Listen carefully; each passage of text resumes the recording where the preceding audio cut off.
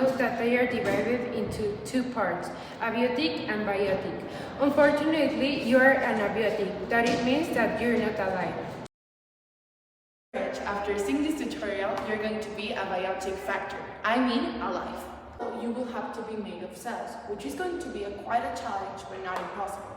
If you want to be like a bacteria, you will have to be unicellular, but this is not your case, so you will have to be multicellular, like a human.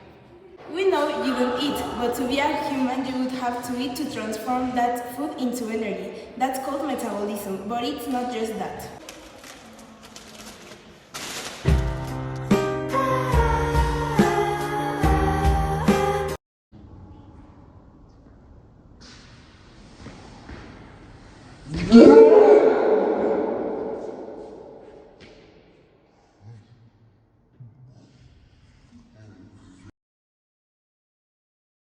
Scare, right? A living thing responds to a stimulus. That's the reason that when you scare us, we get scared. If you have been scared, you will have been the response of our stimulus. So this is called responsiveness. Have you noticed that children you scare grow up? This is called growth. We'll have you to make you change in size, height, and appearance. If you feel alone, we can imagine you to have family. Suppose that you don't know one of these. This is part of reproduction. There are two types, asexual that you don't need gametes and sexual that you need them. Ghosts cannot reproduce, but they can adopt.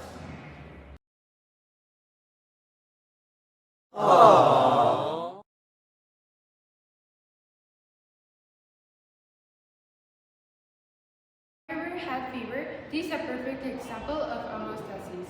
When it happens, it's an example of how your body tries to be stable. You go to the North Pole, you won't get cold, right?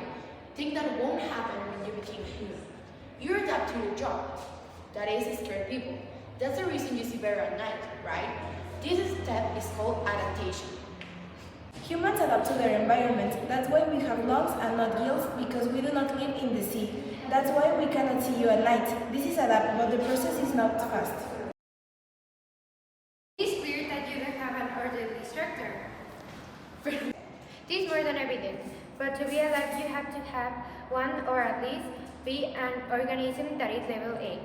These are the levels of organization: atom, molecule, organelle, cell, tissue, organ system, organism, population, community, ecosystem, ecosphere. This is all you need to be a human. Very little, right? Many atoms form a molecule. Many molecules form an organelle. Many organelles form a cell. Many cells form a tissue. Many tissues form an organ. Many organs form an organ system. Many organ systems together form an organism.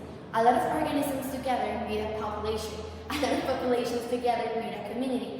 A lot of communities together form an ecosystem. Ecosystems form an ecosphere. Being human has its advantages, but many of us believe that it's easier to be a ghost. But now that I think about it, why do you want to be a human?